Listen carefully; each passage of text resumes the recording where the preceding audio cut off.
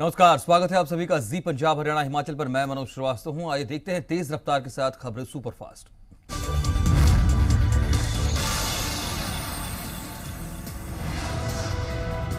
Singhu border पर किसान संगठनों की बैठक में बड़े फैसले लिए गए। भारतीय किसान यूनियन के नेता राकेश टिकैत ने बताया, सोमवार को किसान कृषि कानूनों के विरोध में भूख हड़ताल करेंगे। हर धरनास्थल पर 11 किसान बैठेंगे। 23 दिसंबर को किसान दिवस पर किसान एक समय का खाना नहीं खाएंगे। 24 और 25 दिसंबर को हरियाणा के सभी टोल प्लाजा को फ्री किया जाएगा। वहीं किसानों के आंदोलन को लेकर केंद्रीय गृह मंत्री अमित शाह का भी बयान आया। शाह ने कहा कि हां या ना संवाद की भाषा नहीं होती है, जबकि प्रधानमंत्री ने खुद किसानों की हर मांग पर विचार करने का भरोसा दिया है, लेकिन उसके लिए संवाद करना होगा। दिल्ली के कृषि भवन में हिंद मजदूर किसान संगठन ने केंद्रीय कृषि मंत्री नरेंद्र तोमर से मुलाकात की और तीनों कृषि कानूनों का समर्थन किया। इस दौरान कृषि मंत्री के अलावा केंद्रीय राज्य मंत्री संजीव बालियान मौजूद रहे। पंजाब में आड़तियों के घरों पर आयकर विभाग की छापेमारी के बाद आड़तियों की तरफ से बड़ा ऐलान किया गया। आड़ती एसोसिएशन ने 22 दिसंबर से 25 दिसंबर तक पंजाब की मंडियां बंद करने का ऐलान किया। साथ ही आड़तियों की 5 सदस्यों की कमेटी कल 32 किसान जथेबंदियों से दिल्ली में मीटिंग करेगी और जब भी इनकम टैक्स की रेड होगी तब चीन का घेराव किया जाएगा। केंद्र और किसानों के बीच फिर से जल्द बातचीत हो सकती है, ये संकेत पंजाब बीजेपी नेता हरजीत ग्रेवाल ने दिए हैं। उन्होंने कहा कि सरकार बातचीत के लिए जल्द चिट्ठी जारी करेगी और हो सकता है कि कल या परसों किसानों के साथ कृषि कानून को लेकर बातचीत हो। पंजाब आप की यूथ विंग के प्रधान मीत हेयर ने आड़तियों के खिलाफ रेड किए जाने के मुद्दे पर मोदी सरकार को निशाने पर लिया। प्रधानमंत्री नरेंद्र मोदी अचानक दिल्ली के रकाबगंज साहिब गुरुद्वारा पहुंचे। यहां उन्होंने सर्वोच्च बलिदान के लिए गुरु तेग बहादुर को नमन करते हुए माथा टेका। रायसीना हिल्स के पीछे स्थित इस गुरुद्वारे में पिछले 25 दिन से सिख समागम चल रहा है। पीएम मोदी ऐसे वक्त में रकाबगंज गुरुद्वारा पहुंचे जब दिल्ली में पंजाब के हजारों किसान नए कृषि कानूनों के खिलाफ आंदोलनरत।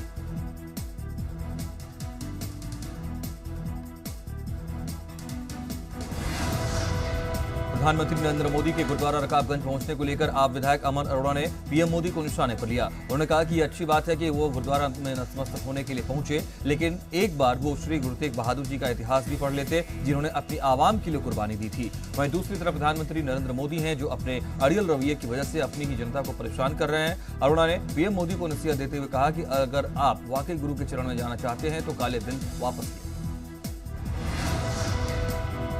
सुखदेव सिंह ढींडसा ने भी प्रधानमंत्री मोदी के रकाबगंज गुरुद्वारे में नतमस्तक होने को लेकर प्रतिक्रिया दी। ढींडसा ने कहा कि पीएम मोदी नतमस्तक हुए ये अच्छी बात है, लेकिन सच्ची श्रद्धांजलि तब होगी जब प्रधानमंत्री मोदी किसानों से मिलकर काले कानून को वापस लेंगे।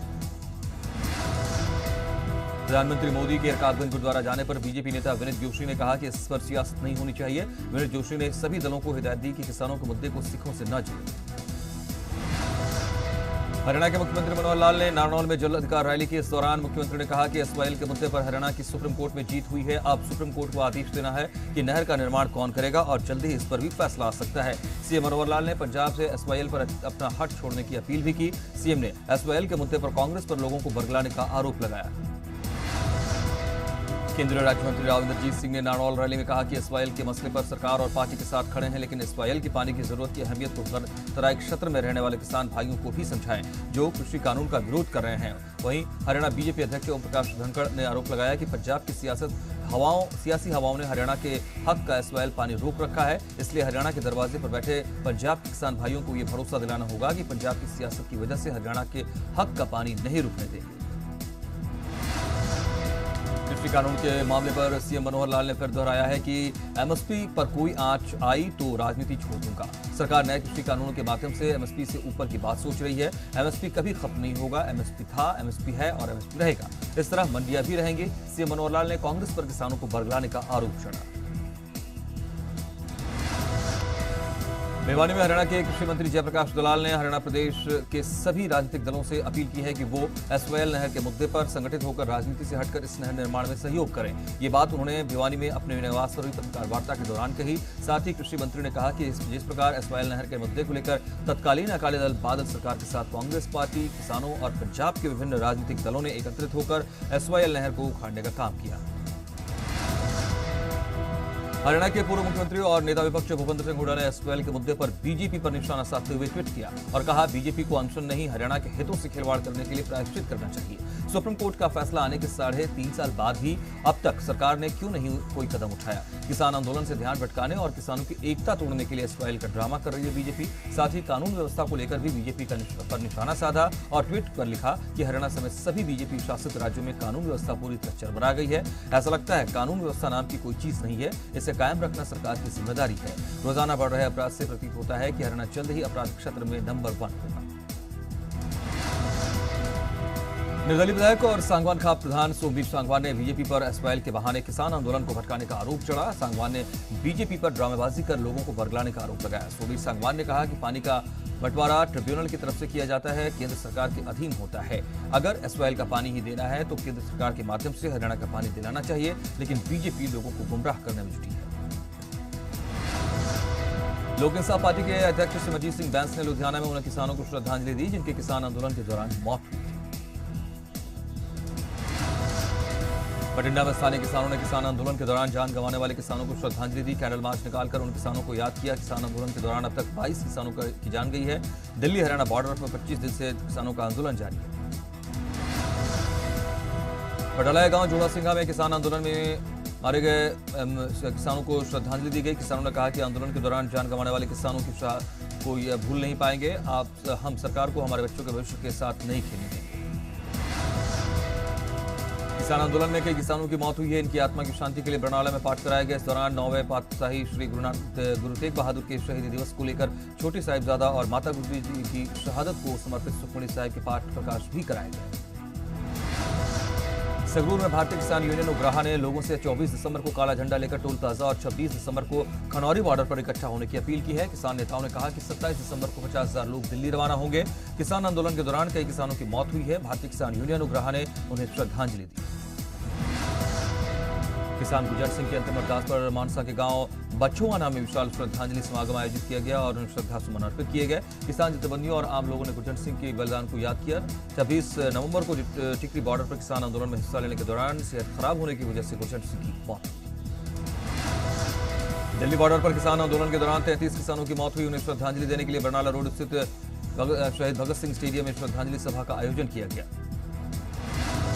कृषि कानून के दौरान जिन किसानों की मौत हुई उन्हें टिकरी बॉर्डर पर श्रद्धांजलि दी गई। इस दौरान किसानों ने 2 मिनट का मौन रखकर किसानों की आत्मा की शांति के लिए प्रार्थना की। फाजिल्का में किसानों ने विरोध प्रदर्शन करते हुए गांव मंडी रोड़ावाली और गांव लुकेरिया में लगे जियो टावर को घेर लिया और टावर की बिजली सप्लाई बंद कर दी। किसानों का आरोप है कि केंद्र सरकार उनकी सुनवाई नहीं कर रही है, इसलिए जैसे जैसे प्रदर्शन के दिन बढ़ते जा रहे हैं वैसे वैसे उनका संघर्ष और तीखा हो रहा है। किसानों के आंदोलन के चलते पंजाब में कॉर्पोरेट घरानों के खिलाफ मुहिम जारी है। रोपड़ के गांव मियापुर में किसान जथेबंदियों द्वारा जियो के टावर बंद किए जा रहे हैं। इसका वीडियो सामने आया है। इसमें किसान कह रहे हैं कि इनके इलाके के सभी जियो के टावर वो बंद कर रहे हैं। दरअसल किसानों में जिस तरीके से विरोध गुस्सा है कृषि कानूनों को लेकर, उसी का ये नतीजा है कि किसानों का गुस्सा जमकर फूट रहा है। किसानों का कहना है कि 3 विवादित कृषि कानून अबमारी और अडानी जैसे उद्योगपतियों के फायदा पहुंचाने के लिए। किसान आंदोलन को छोटे छोटे बच्चे भी समर्थन दे रहे हैं। मानसा में कुछ बच्चे किसानों की मदद के लिए चंदा इकट्ठा कर रहे हैं। ये बच्चे दुकानों में जाकर किसानों की मदद के लिए चंदा मांगते हैं। किसान आंदोलन के कई रंग देखने को मिले हैं। ऐसा ही एक रंग है टैटू आर्ट का। जी हां, सिंगू बॉर्डर पर कुछ युवा टैटू आर्टिस्ट किसानों के लिए निःशुल्क टैटू बना रहे हैं। ये टैटू आर्टिस्ट टैटू बनाकर किसान आंदोलन का समर्थन दे रहे हैं। सिंगू बॉर्डर पर धरने पर बैठे किसानों के स्वास्थ्य की जांच के लिए डॉक्टरों की टीम भी सिंगू बॉर्डर पर पहुंची है। डॉक्टरों के साथ नर्सिंग भी मौजूद हैं। बीमार किसानों की सेवा में जुटे हुए हैं। बीमार डॉक्टरों को निःशुल्क दवाइयां मुहैया कराई जाती हैं। कांग्रेस के वरिष्ठ नेता और पंजाब कांग्रेस प्रभारी हरीश रावत का कहना है कि पंजाब कांग्रेस की जिला स्तरीय कमेटियां तैयार हैं। संगठन से जुड़े मसले को किसान आंदोलन के तुरंत बाद एड्रेस कर लागू किया जाएगा। तब तक पुराने लोग काम करते रहेंगे। हरीश रावत ने राष्ट्रीय स्तर पर पार्टी के संगठन को लेकर हुई हालिया बैठक पर भी बात की। उन्होंने बताया कि पार्टी में ओल्ड वर्सेस यंग नहीं है, ये पार्टी एकजुट है और गांधी नेहरू परिवार के नेतृत्व में आगे बढ़ेगी। पंजाब के वित्त मंत्री मनप्रीत सिंह बादल ने बठिंडा में नगर निगम चुनाव के मद्देनजर जनसभा को संबोधित किया। इस मौके पर मनप्रीत सिंह बादल ने लोगों से कहा कि अगर उन्होंने हल्के का विकास कराया तो 2022 में फिर से उन्हें विधायक चुनकर भेजें। वित्त मंत्री ने बठिंडा शहरी सीट पर कराए विकास कार्यों को शहर में 5 करोड़ की लागत से बनने वाली लाइब्रेरी का जिक्र भी किया। आम आदमी पार्टी के विधायक राघव चड्ढा को पंजाब में बड़ी जिम्मेदारी दी गई है। आम आदमी पार्टी के बनाए गए हैं सह प्रभारी। दिल्ली के मुख्यमंत्री अरविंद केजरीवाल ने राघव चड्ढा को पंजाब आप का सह प्रभारी बनाए जाने पर शुभकामनाएं दी। हरियाणा बीजेपी प्रभारी विनोद तावड़े के नेतृत्व में पंचकुला में बीजेपी जेजेपी कार्यकर्ताओं की संयुक्त बैठक हुई। विनोद तावड़े ने बीजेपी जेजेपी कार्यकर्ताओं को संगठित तौर पर ज्यादा मेहनत करने पर जोर दिया। विधानसभा स्पीकर ज्ञानचंद गुप्ता ने बताया कि कार्यकर्ताओं को जीत का मूल मंत्र देते हुए तावड़े ने हर घर तक 3 बार जाने की जरूरत पर जोर दिया। हरियाणा के खेल मंत्री संदीप सिंह ने अंबाला में बीजेपी के मेयर प्रत्याशी और पार्षद उम्मीदवारों के पक्ष में प्रचार किया। खेल मंत्री ने पार्टी उम्मीदवारों के पक्ष में वोट करने की अपील की तो उम्मीद जताई कि विकास के मुद्दे पर लोग बीजेपी को वोट करेंगे। उन्होंने बताया कि लोगों को केंद्र और राज्य की बीजेपी सरकार से ज्यादा उम्मीद है। बीजेपी उम्मीदवारों की जीत होने पर अंबाला नगर निगम में ज्यादा तेजी से विकास होगा। सोनीपत में बीजेपी ने निगम चुनाव को लेकर अब अपना संकल्प पत्र भी जारी किया है। इसमें गरीब लोगों की जरूरतों को पूरा करने के अलावा सोनीपत को विकसित करने की योजनाओं पर जोर है। प्रेस कॉन्फ्रेंस कर इस घोषणा पत्र को जारी किया गया है। हरियाणा के शिक्षा मंत्री कमरपाल गुर्जर और सांसद रमेश कौशिक, बीजेपी जिला अध्यक्ष मोहनलाल, पूर्व कैबिनेट मंत्री कविता जैन मौजूद रही। इस दौरान हरियाणा के शिक्षा मंत्री कमरपाल गुर्जर ने प्रेस कॉन्फ्रेंस कर कहा कि सोनीपत का विकास करना ही बीजेपी का मकसद है। उन्होंने कहा कि नगर निगम का मेयर बनने के बाद जो विकास कार्य कराए जाएंगे उनका जनता को लाभ मिलेगा। सोनीपत नगर निगम में कांग्रेस का मेयर पद उम्मीदवार रिकॉर्ड मतों से जीत दर्ज करेगा। राज्यसभा सांसद दीपेंद्र हुड्डा ने यह दावा किया। दीपेंद्र हुड्डा ने कहा कि कांग्रेस को भारी जन समर्थन मिल रहा है और पार्टी के पार्षद पद के उम्मीदवार भी बहुत से जीत दर्ज करेंगे। उन्होंने आरोप लगाया कि बीजेपी ने सोनीपत नगर निगम को करप्शन का अड्डा बना दिया। बीजेपी ने पावटा साहिब नगर परिषद चुनाव के लिए अपने उम्मीदवारों के नामों की घोषणा कर दी है। कैबिनेट मंत्री स्वास्थ्य और स्थानीय विधायक सुखराम चौधरी ने सभी 13 वार्डों के लिए बीजेपी समर्थित उम्मीदवारों के नामों की घोषणा की। सुखराम चौधरी ने कहा कि केंद्र में नरेंद्र मोदी और प्रदेश की जयराम ठाकुर सरकार के विकास कार्यों की बदौलत बीजेपी पूर्ण बहुमत से नगर परिषद में काबिज होगी। नूरपुर विधानसभा में जिला परिषद के पदों पर बीजेपी ने अपने प्रत्याशियों के नामों का ऐलान किया है। कैबिनेट मंत्री राकेश पठानिया ने प्रत्याशियों के नामों का ऐलान किया। नूरपुर विधानसभा में जिला परिषद के पदों के लिए 3 सीट हैं। लोहारपुरा में अपर्णा देवी, तलाड़ा में जगदीश बग्गा और पुंदर सीट से रविंद्र चौधरी को बीजेपी का उम्मीदवार घोषित किया गया। राकेश पठानिया ने तीनों ही सीट पर बीजेपी की जीत का दावा किया। पटियाला में अपनी मांगों को लेकर धरने पर बैठे ईटीटी टेट पास अध्यापकों पर पुलिस ने फिर लाठीचार्ज किया। बेरोजगार अध्यापक अपनी मांगों को लेकर काफी अरसे से लामबंद है और पटियाला में सीएम आवास से कुछ ही दूरी पर बैठकर प्रदर्शन कर रहे हैं। इससे पहले कल भी पुलिस ने इन अध्यापकों पर लाठीचार्ज किया था। पुलिस ने अध्यापकों को हिरासत में भी लिया। अध्यापक रोजगार देने की मांग करते रहे। फरीदाबाद में हरियाणा के कैबिनेट मंत्री मूलचंद शर्मा से ड्राइंग के शिक्षकों ने मुलाकात की। शिक्षकों ने मूलचंद शर्मा को ज्ञापन सौंपा और नौकरी पर दोबारा बहाल करने की मांग की। वहीं कैबिनेट मंत्री मूलचंद शर्मा ने भरोसा दिया कि वो इस बारे में मुख्यमंत्री से बात करेंगे। एक महिला से गैंगरेप के 5 आरोपियों में से 4 को लुधियाना पुलिस ने गिरफ्तार किया है। मुल्लापुर दाखा के गांव मंडियानी में एक शादीशुदा महिला से 5 युवकों ने गैंगरेप किया था। हालांकि मुख्य आरोपी अब भी फरार है। बडाला में विवाहिता की मौत के मामले में मृतक महिला के परिजनों ने ससुराल पक्ष पर हत्या का आरोप लगाया है। मृतक महिला के परिजनों ने उसके पति और सास ससुर पर दहेज मांगे और पति की किसी अन्य महिला के साथ अवैध संबंध होने का आरोप लगाते हुए इसे हत्या बताया है। बता दें कि 6 साल पहले मृतक महिला की शादी हुई थी। 2 बच्चे हैं। फिलहाल शव को कब्जे में लेकर कार्रवाई शुरू की गई है। सोनीपत के खरखौदा स्थित शराब गोदाम से 33,533 पेटी अवैध शराब को नष्ट करने का काम शुरू हुआ तो तहसीलदार अनिल कुमार, खरखौदा थाना प्रभारी विजेंद्र सिंह, एक्साइज इंस्पेक्टर समेत कई लोग वहां पर मौजूद रहे। हरियाणा के यमुनानगर की जिला जेल में 90 बंदियों को ऐसी ट्रेनिंग दी गई है जिसके चलते वो जेल से रिहा होने के बाद अपने पैरों पर खड़े होकर अपना और अपने परिवार का पेट पाल सकेंगे। प्रधानमंत्री कौशल योजना के तहत दिए गए skill and technology private limited द्वारा यमुनानगर जेल में बंदियों के लिए विशेष कोर्स चलाए गए हैं। राजमिस्त्री और lead carpenter wooden furniture vocational course 3-3 महीने के लिए शुरू किए गए हैं। जेल से रिहा होने से पहले इन बंदियों को सर्टिफिकेट वितरित किए जाएंगे। इसके आधार पर वो बैंक से लोन लेकर अपना काम कर सकते हैं। जिला जेल अधीक्षक संजीव पात्र ने बताया कि इसका मुख्य उद्देश्य बंदियों को मुख्य धारा में शामिल करना और उनके परिवार का पालन पोषण करना है। साइबर सिटी गुरुग्राम में चोर गिरोह का खुलासा हुआ। गुरुग्राम के सेक्टर 10 की क्राइम ब्रांच ने अमेजॉन के गोदाम से 1 करोड़ की मोबाइल चोरी करने के 2 शातिर चोरों को गिरफ्तार किया है। पुलिस ने इनसे चोरी किए गए 78 आईफोन से 38 फोन बरामद किए हैं। इनकी कीमत 50 लाख रुपए है। पुलिस के मुताबिक ये दोनों अमेजॉन कंपनी के वेयर हाउस में नौकरी करते थे। कोरोना काल में ही बड़ी शातिर तरीके से चोरी को अंजाम दे रहे थे, लेकिन कंपनी को पता चला तो दोनों सितंबर महीने में फरार हो गए। पुलिस इनको दबोच चुकी है। सोनीपत के प्राचीन काली मंदिर में चोरी करने की वारदात सामने आई है। सीसीटीवी कैमरे में कैद हुई पूरी वारदात। मंदिर में एक अज्ञात चोर घुसता है। मां काली का चांदी का मुकुट और छत्र की चोरी करके वहां से फरार हो जाता है। हरियाणा में कोरोना के 577 नए मामले आए हैं। कोरोना के 2,57,644 कुल मामले हुए हैं। कोरोना के 5,888 सक्रिय मरीज हैं तो कोरोना के कुल मामले 2,48,935 हो गए हैं। हरियाणा में अब तक कोरोना की वजह से 2,821 मरीजों की मौत हुई है।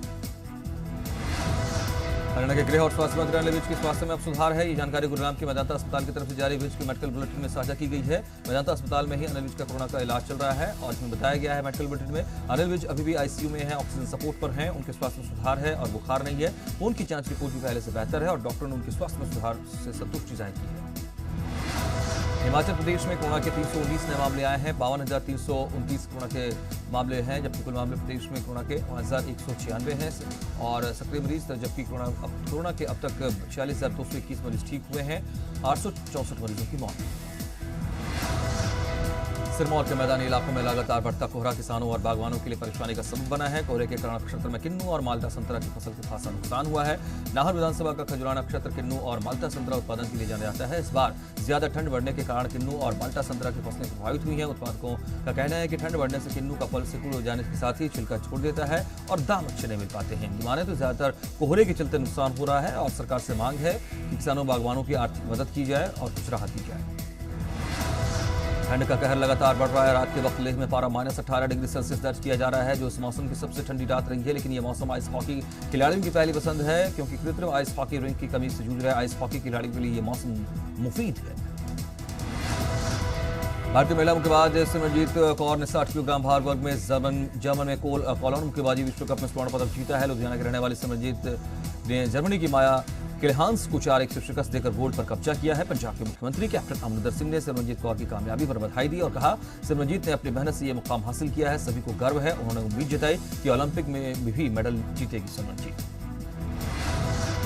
अंतर्राष्ट्रीय बॉक्सर अमित पंघाल ने इतिहास रचा। अमित पंघाल ने जर्मनी में चल रहे कोलोन विश्व कप में 52 किलोग्राम भार वर्ग में गोल्ड मेडल जीता। इस कामयाबी के बाद रोहतक में रह रहे अमित के माता पिता को उम्मीद है कि बेटा ओलंपिक में भी जरूर मेडल जीतेगा। मुख्यमंत्री मनोहर लाल ने भी अमित को बधाई दी है। एक छोटा सा ब्रेक, सिलसिला खबरों का जारी रहेगा।